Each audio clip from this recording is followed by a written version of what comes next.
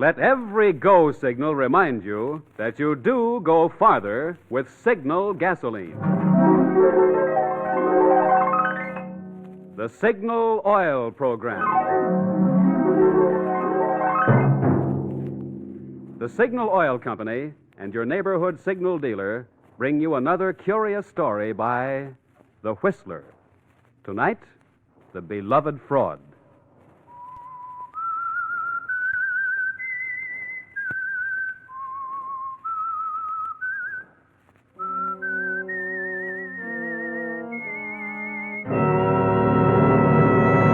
I am the Whistler, and I know many things, for I walk by night.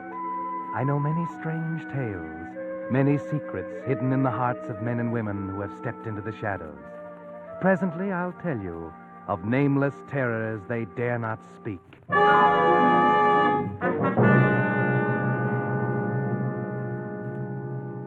In a moment, the Whistler will tell you his gripping story.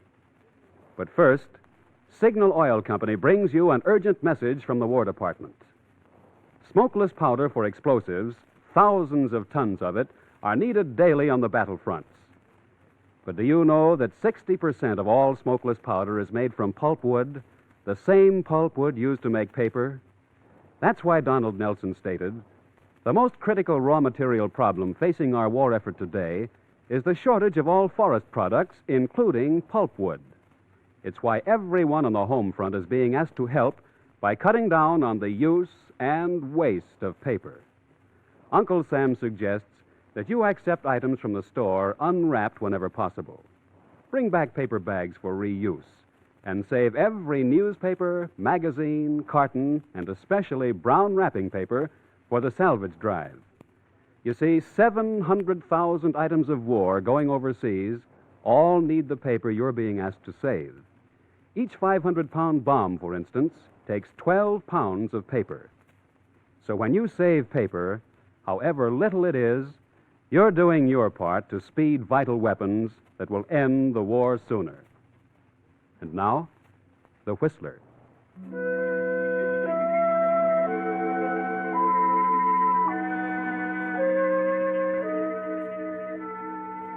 Bitterness, like wine, matures with age.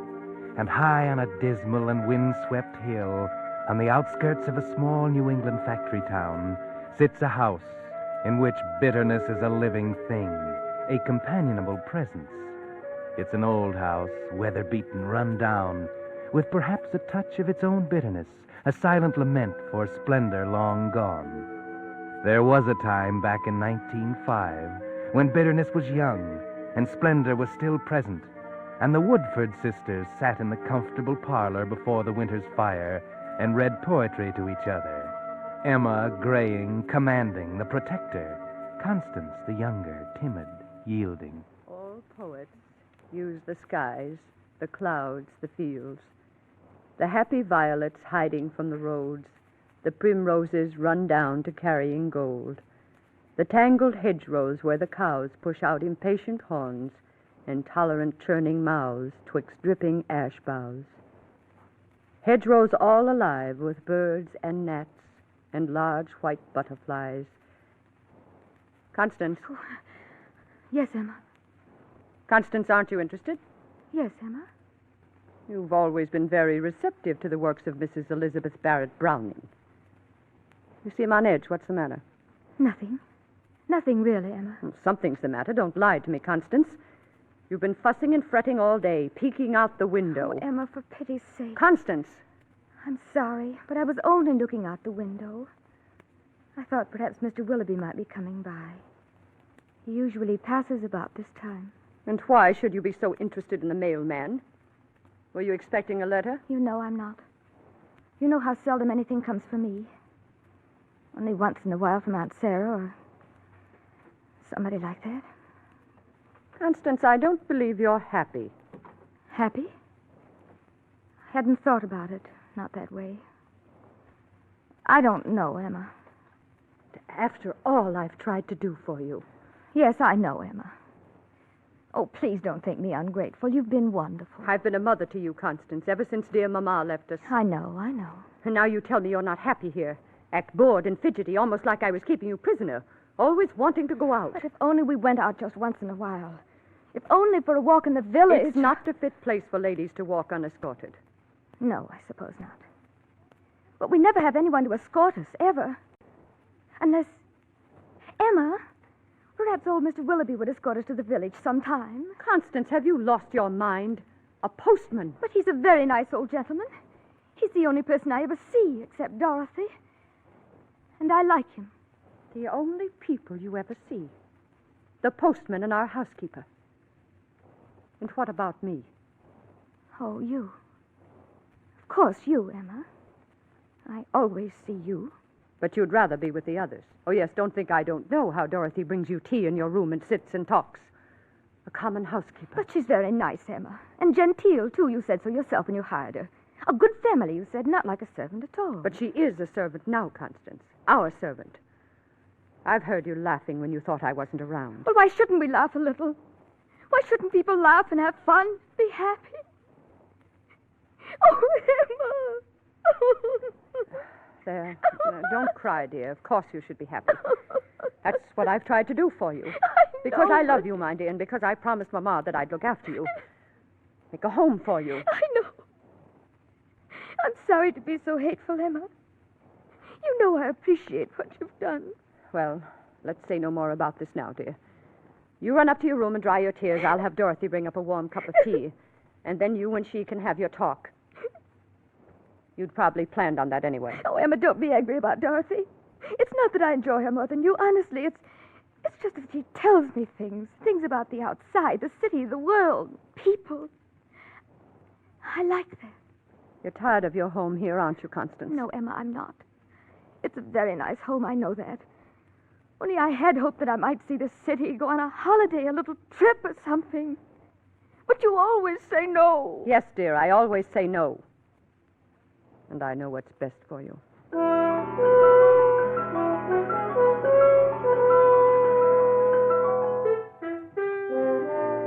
Yes, Sister Emma knows best, Constance.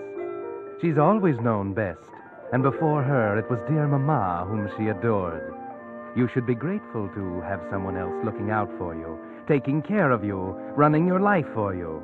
But you're not, are you, Constance? You're unhappy, desperately unhappy. Here you are, Miss Constance. Some nice hot tea. Oh, thank you, Dorothy. There, dear. Now you mustn't carry on so. Crying spoils your pretty eyes. Oh, Dorothy, what am I to do? Do? There's precious little you can do with her running you like you didn't have a mind of your own. But I do have a mind of my own. I'm not a child. Of course you're not. You're a grown woman, and you're not getting any younger.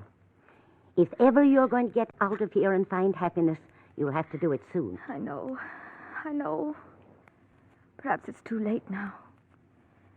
That's what I keep telling myself. Too late, fiddlesticks. You're only 35. And there are plenty of gentlemen who'd find you very attractive.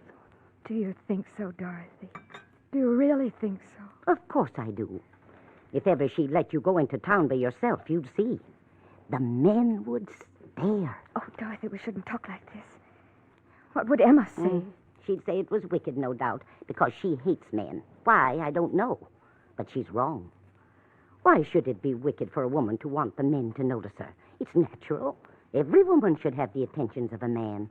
Fall in love, get married. Do you really think so, Dorothy? Of course. And you'll find one yet. Don't you worry. Oh, it's not that. I've never thought really and truly about getting married or anything like that. Never seemed that I was meant for anything like that.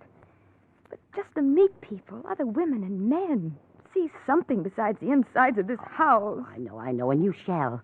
Why shouldn't you leave her and live your own life? But she'd never let me do it. She's so strong, and she'd find a way to stop me, bring me back. Perhaps I can help you. You, Dorothy? Yes, Miss Constance. What you need is a man who will come and take you out of here. Then Emma would have nothing to say about it. But where? Where would I meet a man? No one ever comes here. Perhaps one will, if we work it right. What do you mean, Dorothy? I have a cousin. He's a fine man, a widower, and just the type for you. I'm sure you and he would find each other very interesting. Does he live here, in the village? No, he lives in New York. In New York? The city? Mm-hmm. Oh, but Dorothy, how will I ever meet him? By letter. I'll write and tell him about you, give him your permission to write. You'll have many things to say to each other, and perhaps, who knows, what may come of it.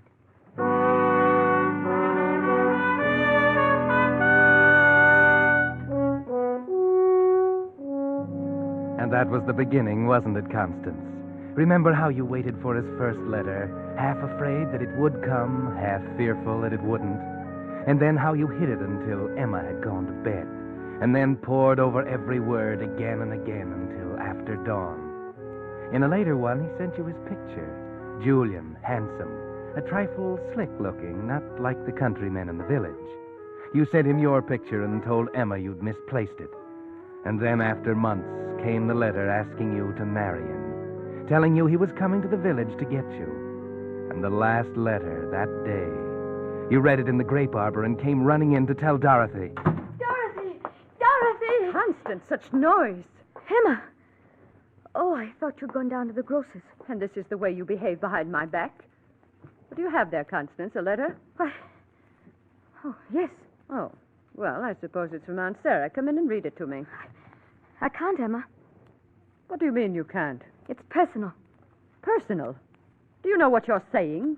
We have no secrets from one another. We never have. I always read you my letters. But this is personal. I can't read it to you. Constance, you're acting very strangely. Let me see that letter. No, no! You're hiding something from me. Let me see it. No! You're hurting my arm. Constance, baby.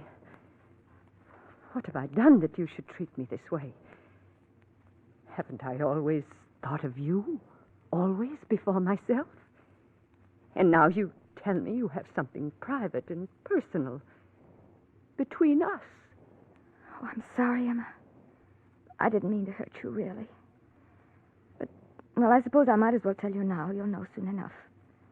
He's coming here tonight. He? What are you talking about, Constance? Julian, my friend. This is his letter telling me he will be here tonight. You've written to a strange man behind my back. There's nothing wrong with it. We've just exchanged letters, such nice letters. He's told me such wonderful, interesting things about life in the city. Constance, how could you do anything so sinful? Please try to understand, Emma. Perhaps you're satisfied to stay here in this old house all your life, but I'm young and I have a right to some happiness. I want to get out, to live. So, this creature wants to take you away. After all I've done for you. Grown old caring for you, giving up everything for you. No, Emma, you've given up nothing. Everything is just the way you want it. You keep saying that you're taking care of me for Mama, but you're not. You're keeping me tied here, trying to make me give up everything for you. And I can't do it, not any longer, Emma. If Julian will take me, I will go away with him. I will marry him. Who is this man? How did you meet him? He's Dorothy's cousin. She told him to write. The relative of our servant. You said yourself she came from a good family. He's just as good as anybody. He's wonderful. What do you know about him? Everything. He's been writing regularly for 6 months. He's told me everything. You fool. You fool. Why do you suppose a man like that would want to marry a country girl 35 like you? Don't you see he's after your money? Dorothy's told him that you have money Mama left you. That's all he's after. That's not true. Oh, isn't it? Well, you'll never get the chance to find out because you'll not go off with him. I'm through obeying you, Emma. I shall go with Julian. Tonight. We'll see about that, Constance. We'll see.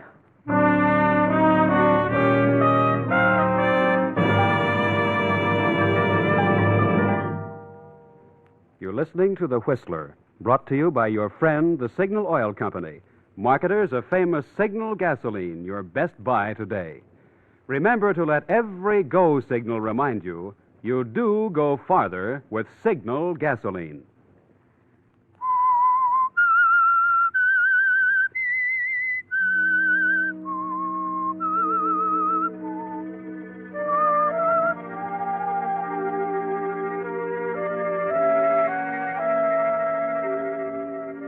Well, Constance, the time has come at last.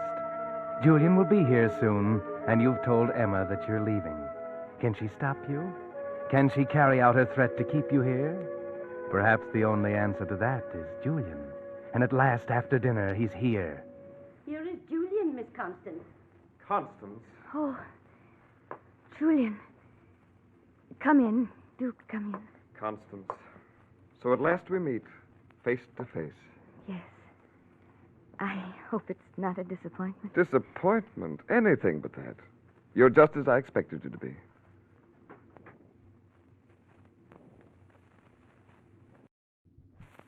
And what about me? Oh, yes. You're just as I expected you'd be. But I interrupted something. You were tending the fire? No, I was burning your letters. Then you've regretted your decision, Constance. No, Julian. Then why? I warned you. It's Emma. She wants to stop us. She's upstairs hunting for these letters now. We shall leave anyway. She can't stop us. But she'll do everything she can. She'll stop at nothing. Some fiendish power I don't understand impels her. Yes, Constance. Go on. Julian. You are Emma? I am Constance's sister. Constance, if you haven't already done so, go pack your bags. I haven't packed. You would have seen and asked questions. I'll hurry. Come back here, Constance. What do you want? What? I want to talk to you once more. You must listen to me. This man does not love you, I know. Don't be a fool. Don't risk everything on this sudden wild impulse. Think of me. How lonely I'll be. This man wants your money. And what do you think he'll do with you when he finds you have none? But I do, Emma. Half of what my mom and papa left is mine. Yes, but I have control of it. You don't even know where it's kept. Did you think I would just give it to you? I don't care about the money, and neither does Julian. I'm going to pack. I won't be long. You'll only have to unpack, Constance. Constance and I are to be married, Miss Emma, with or without sisterly approval. I understand that to be your intention. Surely you can have no objection. She's not a child. She's 30. 35. 35. Yes. Constance has never been very practical or serious-minded. When Mama and Papa were killed in a train wreck many years ago, I realized Constance was in my charge, that it was my duty to shield her from the ills of the world. I believe I understood you to say Miss Constance has no control over her money. You understood correctly. Well, I'm not poor. Oh, far from it. But of late I've suffered some reverses, and... Constance will have no money unless I give it to her.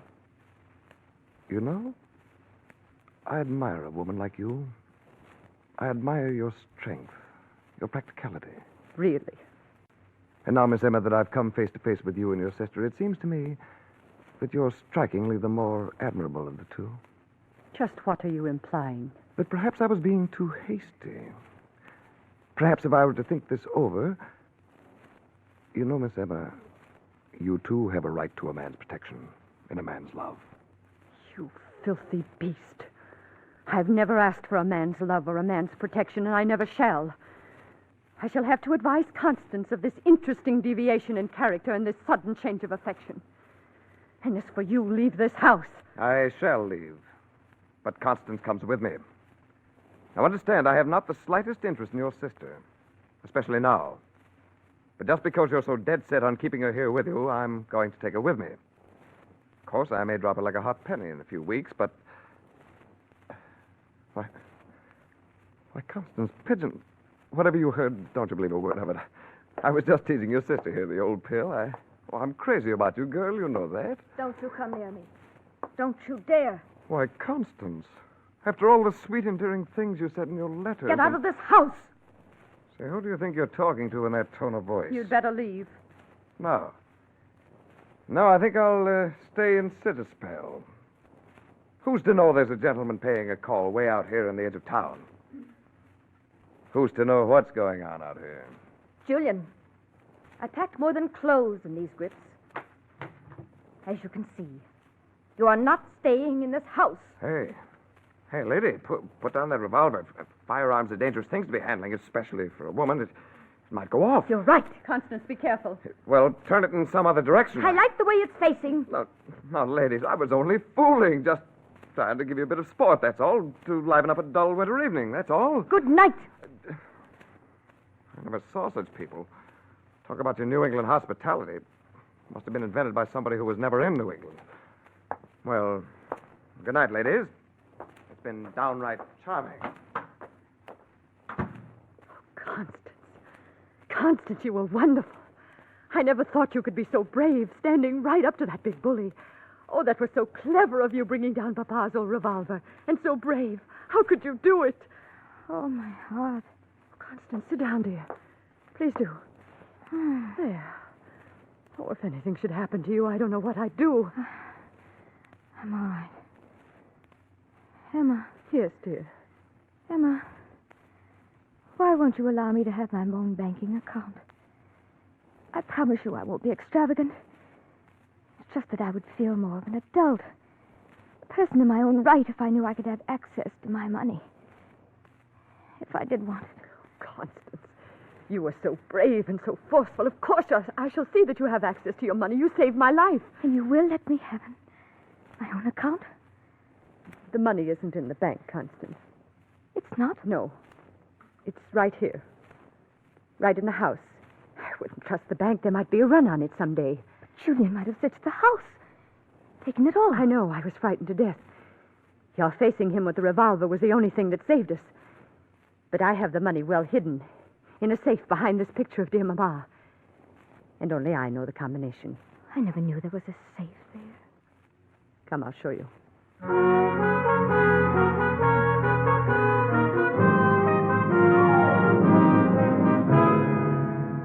Emma, relieved of her fright, is more human than you've ever seen her, isn't she, Constance?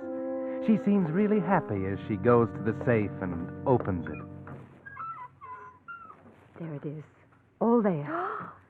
You didn't know we were so wealthy, did you, little sister? How much is it, Emma? At my last count, it was a little over $250,000, including the bonds. Mama was so wise. She made Papa invest in only the safest things. So you see, All dear... right, ladies, if you'll just hand over the contents of that safe. Phew, Julian. I availed myself of your servant's entrance, Miss Emma. Informal, but practical. Constance, the revolver there on the floor. Get the revolver. I have the revolver now. Now it is my turn to give directions. Back against the wall, and let's not have a sound from you. Don't know who'd hear you way out here if you did yell. Constance, do something. Don't let him take our money. What'll happen to us? That's our security. Our future, our happiness. My security, my future and happiness, Emma. Don't worry, he's only taking my half. What do you mean? Julian and I planned the whole thing. Only we didn't know it was going to be this easy. I thought I'd have to draw the money out of the bank. It's much simpler this way. What are you saying, Constance? You can't know what you're saying. Oh, yes, I do know. I thought it would take a fright to make you part with my money. Well, I wrote Julian it would be a battle, and he suggested this little plot. You were happy, weren't you, Emma, when you thought Julian a thief and a rotter? You were gloating inside because you thought everything you had said was true. Constance, you must be out of your mind. Julian and I are going to travel all over the world. I'm going to live at last. I'm going to see things. The Lord will punish you, Constance. Oh, I've had my share of punishment, Emma. All the long, rotten years I've had to spend with you. I have your grips in the money, Constance. Shall we leave? Yes. Yes, Julian. Goodbye again, Miss Emma. You vile, unspeakable man. You vile, unspeakable woman. You'll be sorry, Constance. You'll regret this to the end of your days. I shall hate you. Hate you forever and ever. My hate will reach out for you wherever you are. You'll never be happy. Goodbye, Emma. Constance! Constance, how could you? Miss Emma, have they gone? You. You're the cause of this. After I gave you a home, a job, companionship, you did this to me. I could kill you. No. No, Miss Emma, calm yourself. You took her away from me. You're responsible for me being left alone to live out a miserable, lonely old age. No. Stop looking at me like that. She'll be back. Back? She'll never... What did you say? I... Why are you so sure she'll be back? You know something more about this, don't you? Why, no, Miss Emma. No. You do. What do you know, Dorothy? Why should Constance come back if she's got the money? I don't know. Only you said yourself that he might take the money from her. But he's your cousin, Dorothy. You must know him well. Therefore, you must know he is going to take the money and leave her penniless to come shrinking back to me. Don't you, Dorothy? Don't you? All right. Yes, I do. He planned it that way, and I'm not sorry. It's what the two of you deserve. What good was it doing you, either of you? It'll help Julian and me to really live again. So you're going to get part of it, too? Yes. Yes. And it's only what I deserve after what I put up with from you. And there's nothing you can do about it now. They're already on their way to the city to be married. What are you laughing at? You, Dorothy. You think I'm angry at you. You think I want to stop you. No, take the money. I'm glad you're here. Take it. You're welcome to it. Because now Constance will be back. She'll be penniless. Take the money. I'll have Constance back. I'll have Constance back.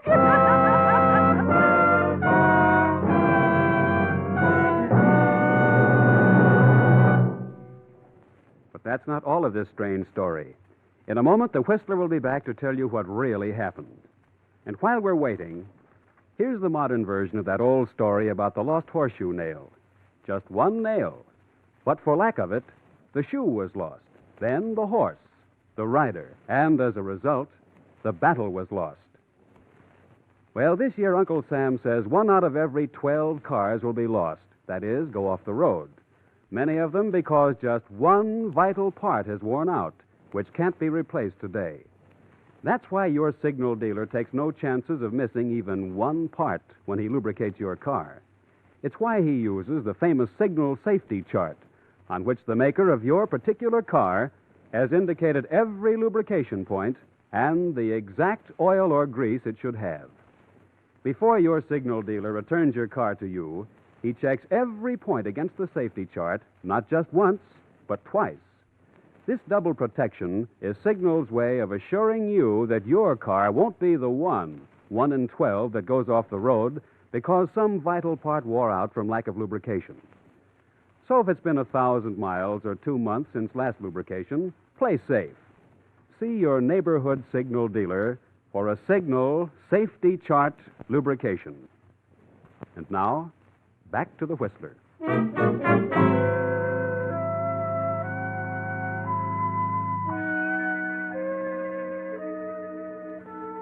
Yes, Emma sat in the lonely old house and waited, nursing her bitterness.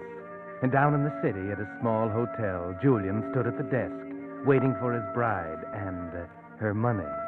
Constance was upstairs, dressing for the wedding. It was scheduled to take place at the little church just around the corner within the hour. As the minutes went by and the time grew short, Julian became impatient. He went upstairs to the room looking for Constance. She wasn't there. On the table, he found a note. Dear Julian, I'm sorry to disappoint you, but you see, I knew all along what you really wanted from me. I suppose it was deceitful to let you believe you were succeeding, but I needed your help to gain my freedom. Now that I have it, and the money, I thank you and wish you good luck. Goodbye, Constance. Julian knew what that meant.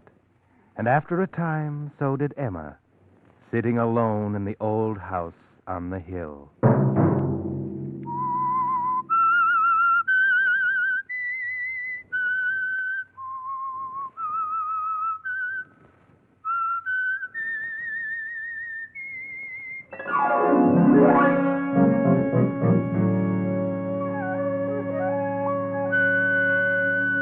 Next Monday night at 9 o'clock, the Signal Oil Company will bring you another strange tale by the Whistler, the curious tale of the twins. The Signal Oil program is broadcast for your entertainment by the Signal Oil Company, makers of Signal's famous Go Farther gasoline and motor oil, and by your neighborhood Signal Oil dealer, who is at your service daily to keep your car running for the duration. The Signal Oil program, produced and directed by George W. Allen, with story by Victor Kushner and music by Wilbur Hatch, is transmitted to our troops overseas by the Armed Forces Radio Service. Bob Anderson speaking for your friend, the Signal Oil Company, and suggesting once again that you let every go signal remind you that you do go farther with Signal gasoline. This is CBS, the Columbia Broadcasting System.